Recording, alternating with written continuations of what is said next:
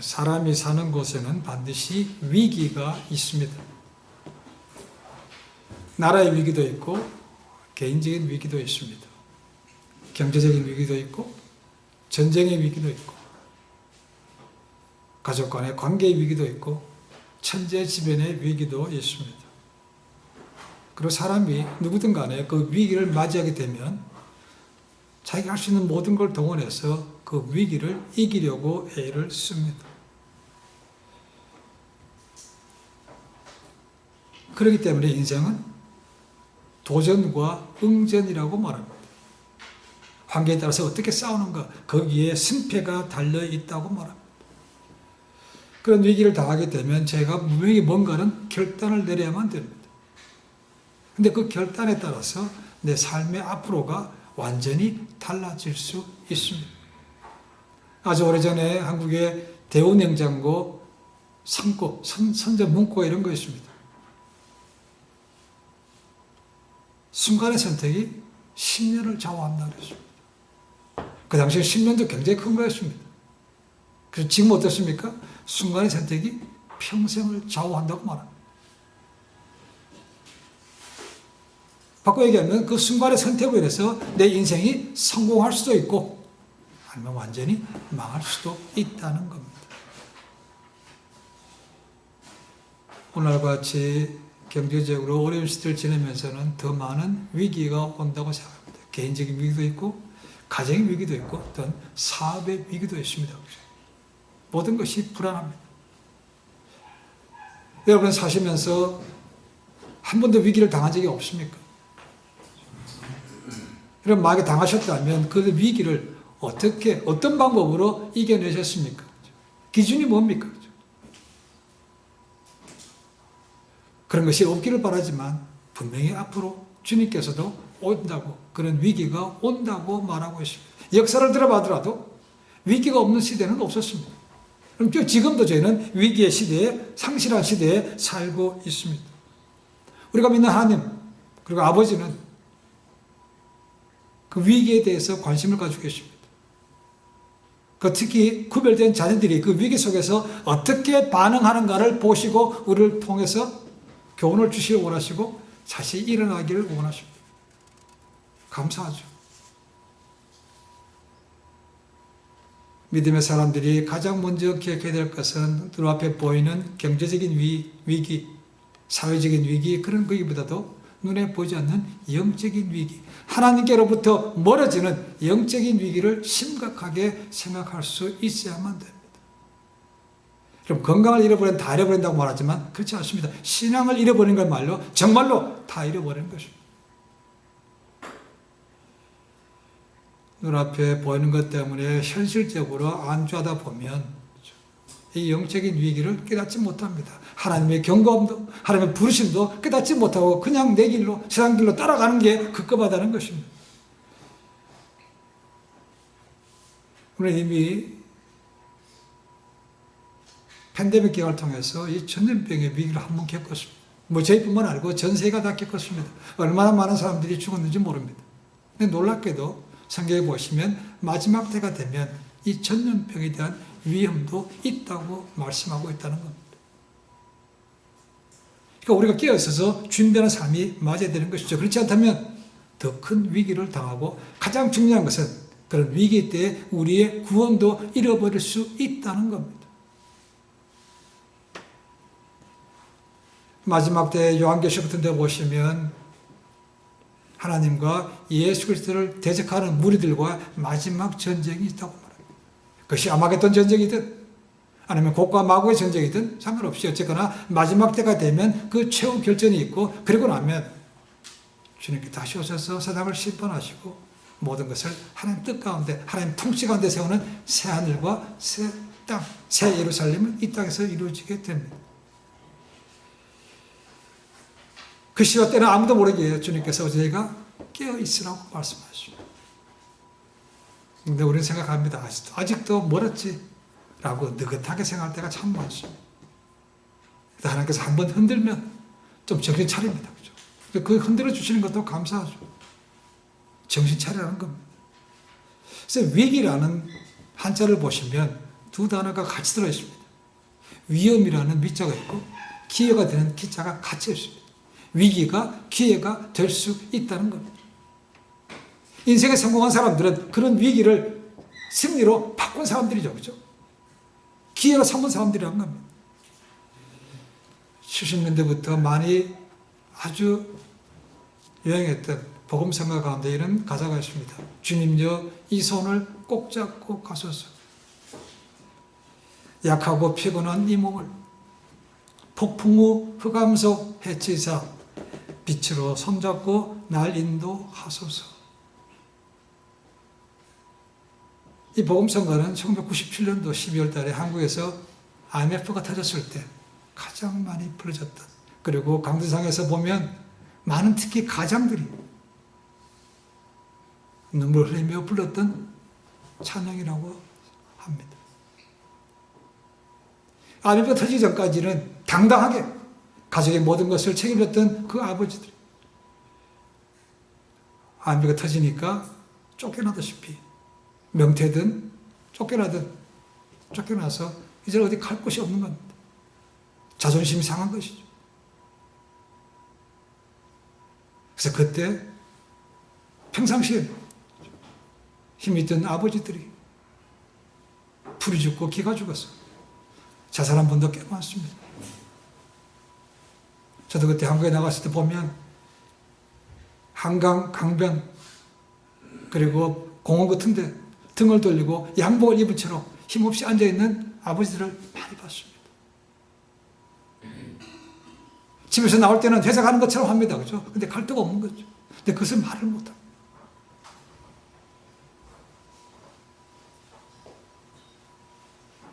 평상시에 잘 될 때는 가족들이 교회 갈 때 건성으로 따라다녔습니다.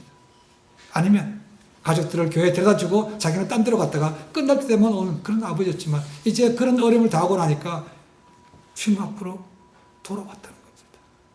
그래서 펑펑 우는 아버지들이 그렇게 많았다고 얘기합니다. 그것이 위기가 기회가 된 거죠. 그렇죠? 그런 위기를 통해서 영적으로 돌아왔다는 것은 이것은 기회가 된 것입니다.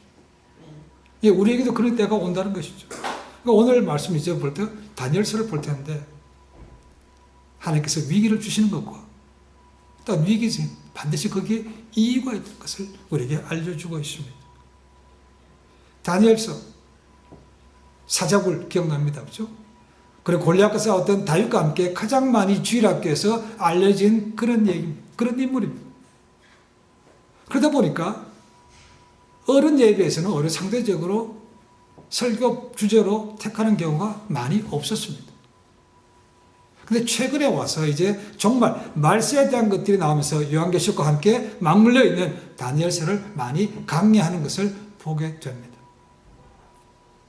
하나님께서는 절대 위기에 빠졌던 남유다, 그리고 나라의 위기 속에서 또한 개인적으로 고통받았던 다니엘과 그의 세 친구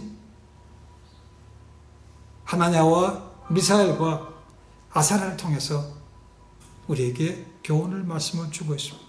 인생에 위기가 있다, 그런 이유가 있다 라는 것을 우리에게 알려줍니다.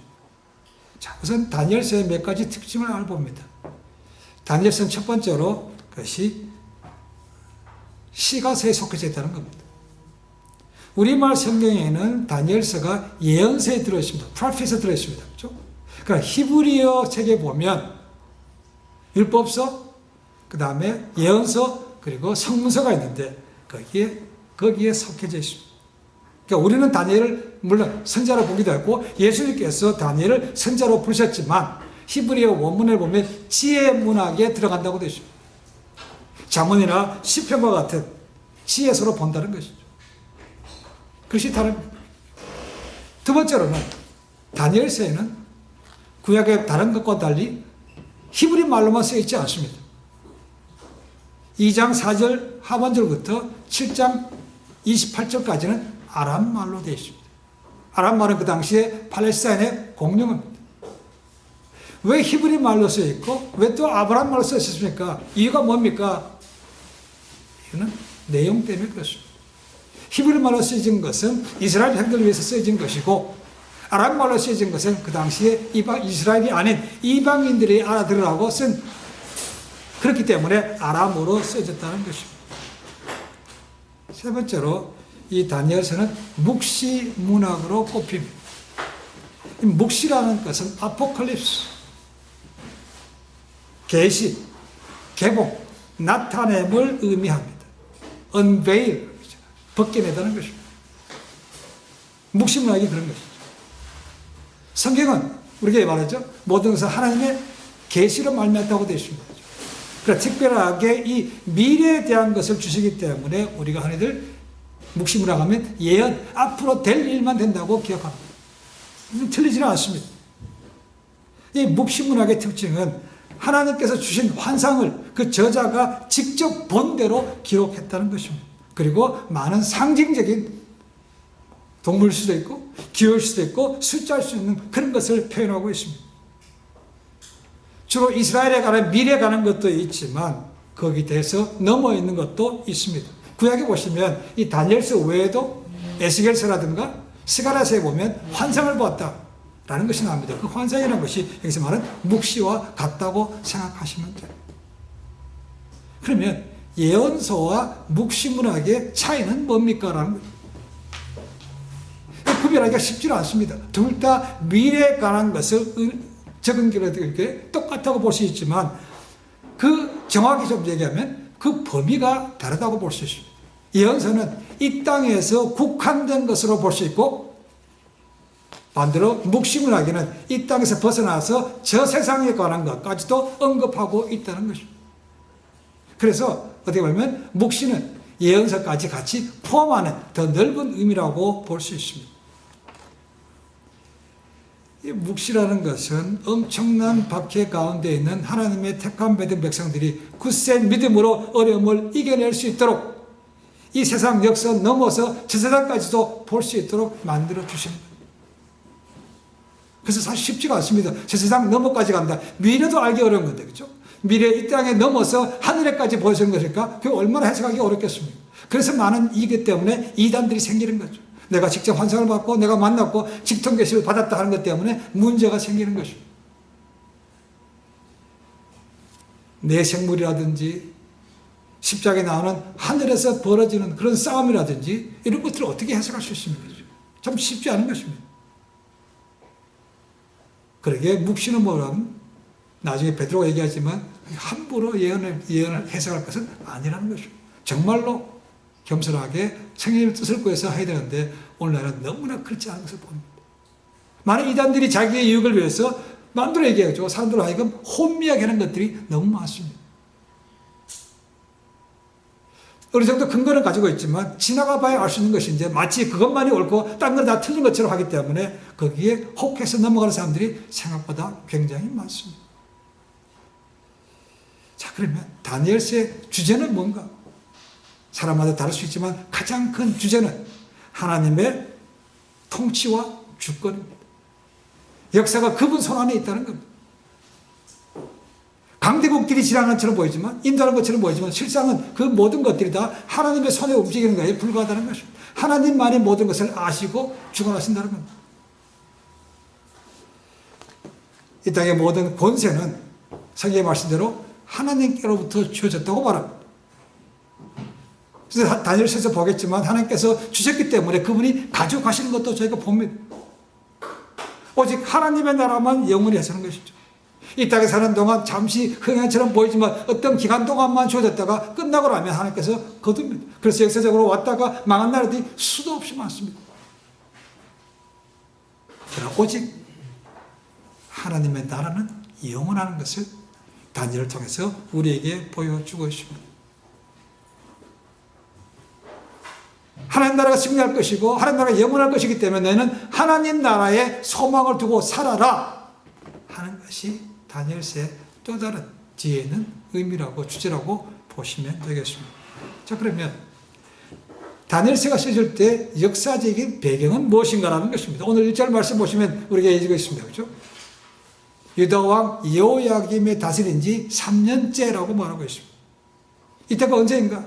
일반적으로 학자들은 605년이라고, 기원전 605년이라고 말합니다. 여호야김 왕 전에 왕이 여호아하스고 여호아하스의 전이 왕이 요시아입니다.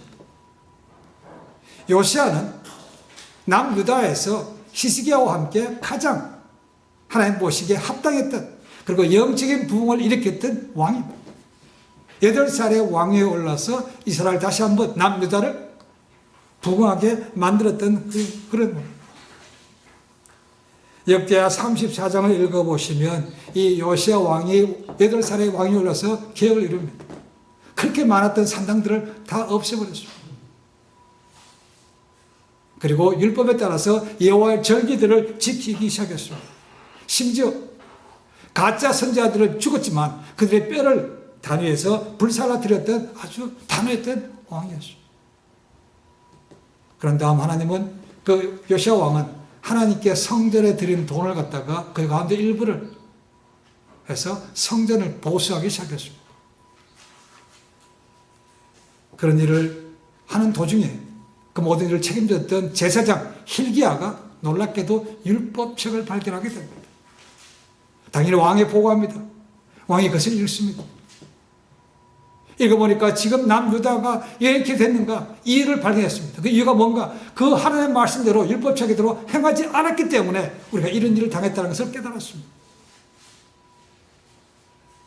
그래서 자신도 율법에 대해서 알아가기 시작하고, 그다음 많은 리더들 불러다가 그들도 하나님의 말씀이 뭔지 알수록 가르치기 시작했다는 것이죠. 그러니까 자연적으로 영적인 부흥이 일어나는 거죠. 당연히 지방에 산당들은 없으니까 어디로 와서 제사를 드려야 됩니까? 예루살렘으로 와야 되는 것이죠. 그래서 중앙 집권 제도가 시작되게 됩니다. 중앙 집권이 되니까 나라가 하나로 뭉치니까 당연히 나라가 부흥할 수밖에 없는 거죠.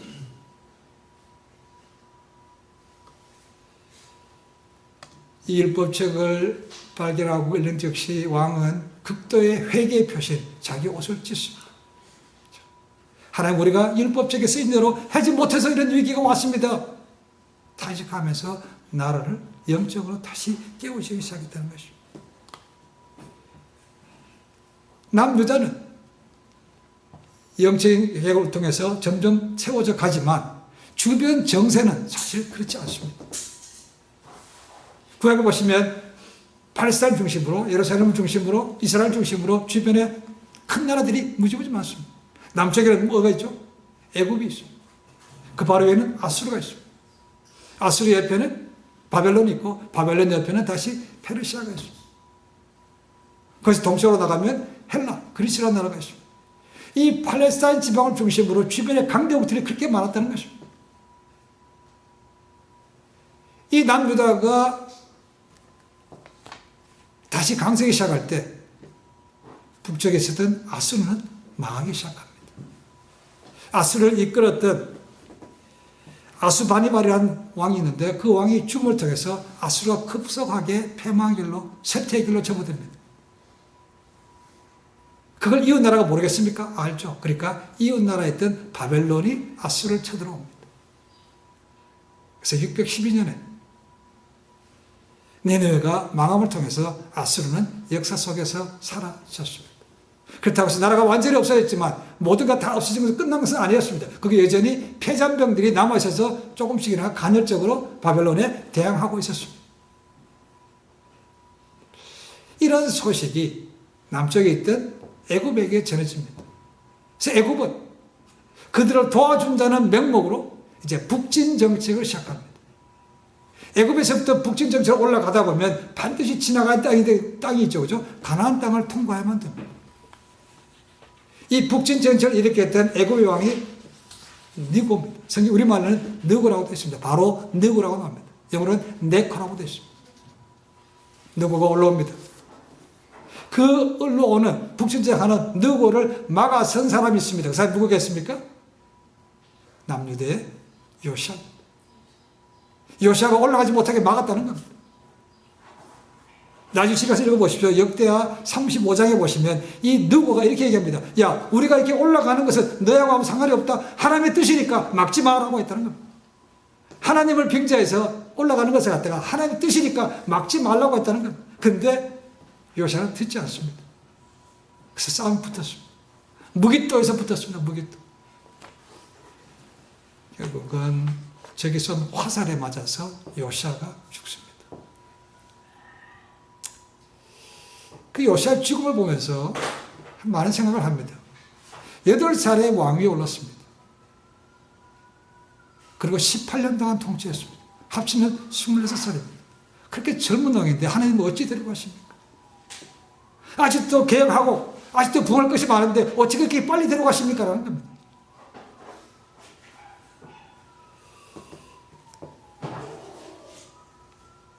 열왕기하 23장 25절에 보시면 이 요시아에 대해서 이렇게 말합니다. 요시아와 같이 마음을 다하며 뜻을 다하며 힘을 다하여 모세의 모든 율법을 따라 여호와께로 돌이킨 왕은 요시아 전에도 없었고 후에도 그와 같은 자가 없었더라 라고 말합니다. 엄청나게 하나님께서 기뻐하시던 왕 아닙니까? 그런데 왜 그렇게 빨리 들어가십니까?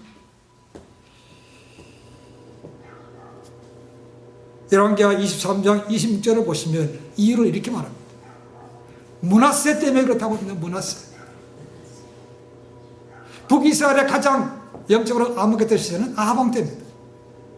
남유다에서는 므낫세 때입니다. 산당을 짓고 우상을 섬겼던 사람이 므낫세입니다. 근데 또 가장 오래 또 통치했어요. 52년인가 통치했습니다 아니 이렇게 개혁하는 사람은 하나님 빨리 데려가시고 이렇게 악한 사람 이렇게 오랫동안 내버려 두십니까? 므낫세 때 우리가 말한 대로 이사야 선지자가 톱으로 썰림을 당해서 죽었다는 거죠. 근데 이렇게 빨리 데려가십니까? 알 수가 없는 거죠. 그래서 우리는 역사의 흐름을 알 수 없는 거지만 하나님께서 뜻대로 흘러가게 하신다는 거예요. 요시아가 죽으니까 남유다 사람들은 요시아의 아들이었던 여호아하스를 왕으로 세웁니다. 그리고 지나가면 좋았겠지만 아닙니다. 이 느고가 돌이켜서 예루살렘을 침공했습니다. 그리고 배상하라는 거죠. 그리고 세웠던 여호아하스를 폐위시키고 그 형이었던 여호야킴, 오늘 본문에 등장하는 여호야킴을 다시 왕으로 세웁니다. 그 전 왕은 이집트로 포로 데려가는 겁니다. 이 전쟁에 승리했기 때문에 그죠? 보상도 요구하며 자기들이 원하는 그 방법을 할 수 있다는 것이죠. 요시아 왕을 통해서 다시 전성기를 맞았던 남유다에 또다시 위기가 온 것입니다.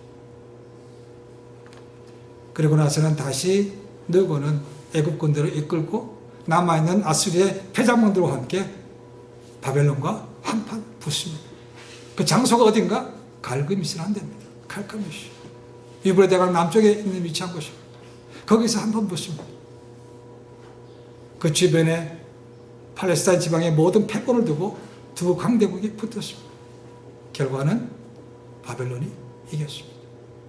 그리고 애굽은 다시 남쪽으로 내려가서 조용하게 주저주기 지냅니다. 그렇지만 바벨론도 그냥 승리한 것만 아니었습니다.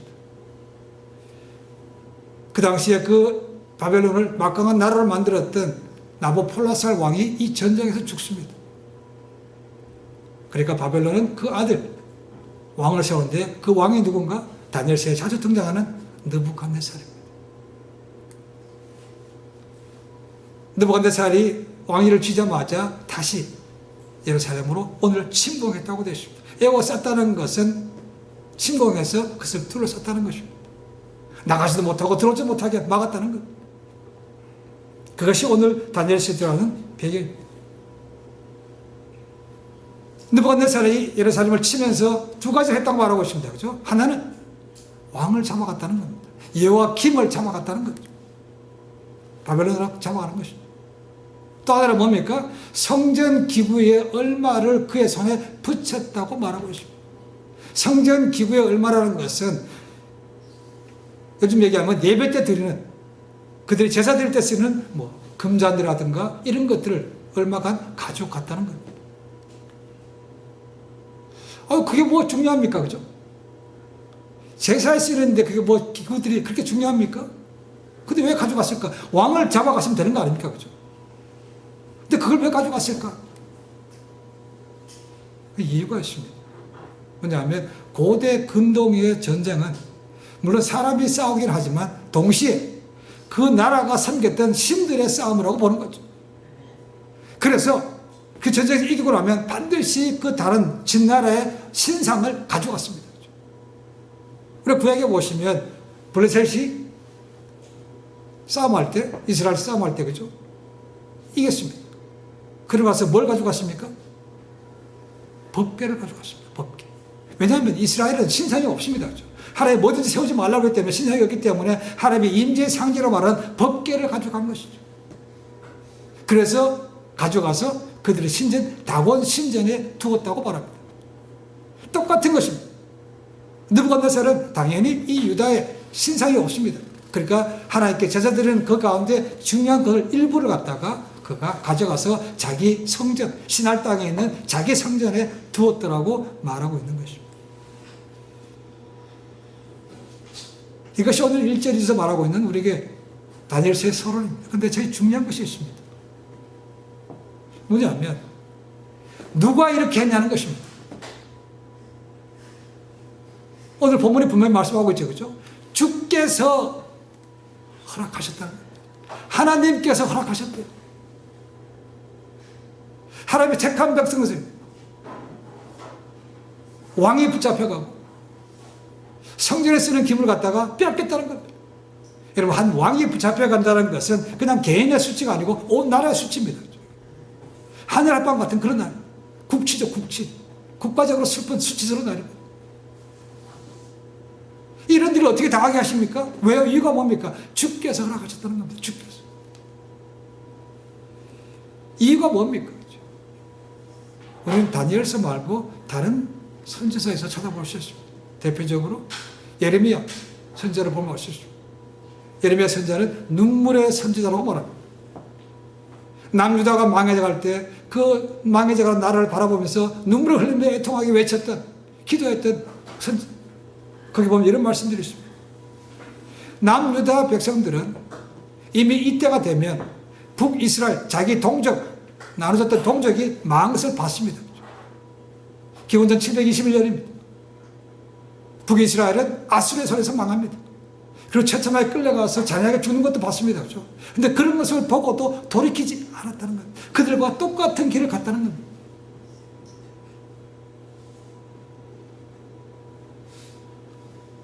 예레미야 선지자는 그들에게 이렇게 하면 똑같이 망한다. 똑같이 죽는다. 회개하고 돌이켜야 된다. 라고 외쳤습니다. 근데 오히려 참았습니다. 그리고 가두고 죽이려까지 했습니다. 이 예레미야 말고도 또 다른 선지자들이 있습니다. 그들을 심지어 죽였습니다. 제사에서 흘린 사가랴의 피라는 것도 나오죠. 그렇죠? 하나님의 말씀을 대언하는 자들을 그냥 죽였다는 겁니다. 가짜들은 득세했고. 그렇죠?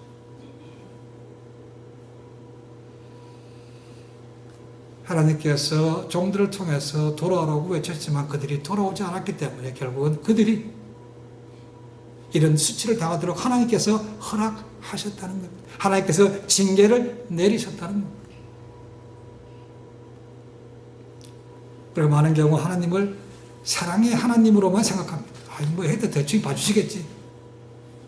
물론 봐주는 것도 있습니다. 그렇죠? 그러나 또 하나는 있습니다. 하나님이 공의 하나님이라는 거죠. 이 공의와 사랑은 동전의 양면입니다. 하나님은 사랑과 동시에 공의로운 분이십니다.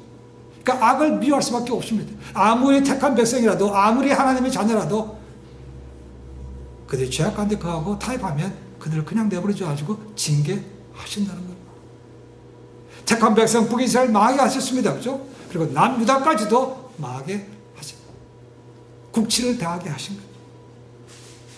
그래도 불구하고 하나님께서 그들에게 또 다른 기회를 주시는 거죠. 그래서 위기가 기회가 될 수 있는 것을 우리에게 다니엘서를 통해서 보여줍니다. 또 다른 선지자 하박국 있죠. 하박국 선지. 하나님 어떻게 하나님 택한 백성이 저렇게 악한데도 그냥 내버려 두십니까? 답답해서 그렇게 말했습니다.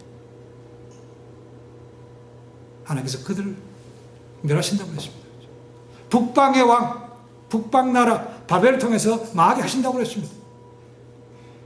하박국 선지자가 깜짝 놀랍니다. 하나님, 그들은 우리보다 훨씬 더 악한데, 훨씬 더 악한 사람을 들여서 어떻게 심판하십니까? 그건 하나님 맞지 않습니다. 하나님께서 말씀하시죠. 그러나 그들도 망한다. 그러나 오직 의인은 어떻게 됩니까? 믿음으로 산다.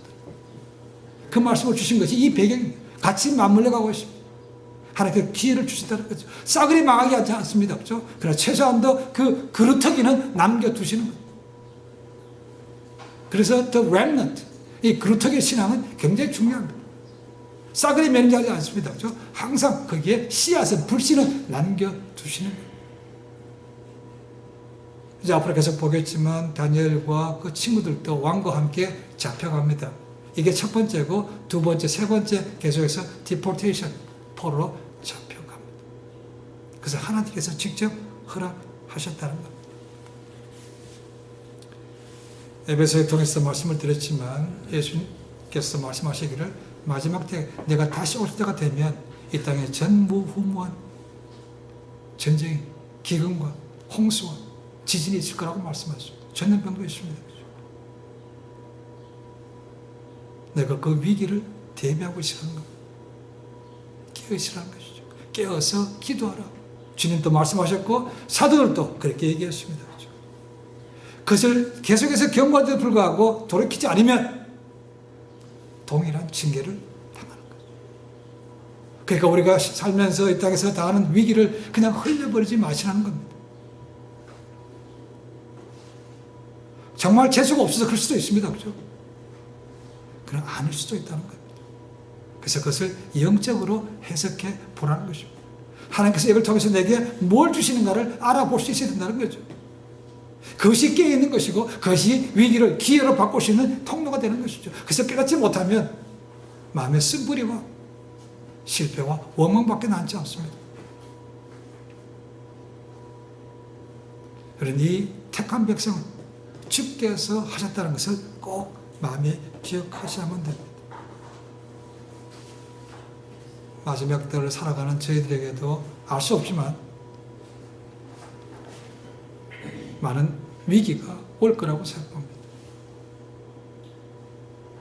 특히 믿음 생활을 하다 보면 정말 열심을 내다 보면 더 많은 시험거리들이 많습니다. 가만히 내버려두지 않아요. 마귀가 내버려두지 않고 어쩌면 지체들 간에도 시기하고 질투하는 것이 있어서 말이 많습니다. 하나님 그걸 보고 계십니다. 그리고 어떻게 반응하는 것도 보고 계십니다. 믿음으로 하나님께 돌아오기를 부르시는 겁니다. 주님 오실 날 점점 가까운 이때 그런 위기를 아시고 영적으로 해석해서 하나님께로 돌아감을 통해서 위기를 기회로 만들고 하나님 앞에 마지막 뒤에 귀하게 쓰임받는 믿음의 종이 되시기를 주님을 간절히 축원해 드립니다. 기도하겠습니다.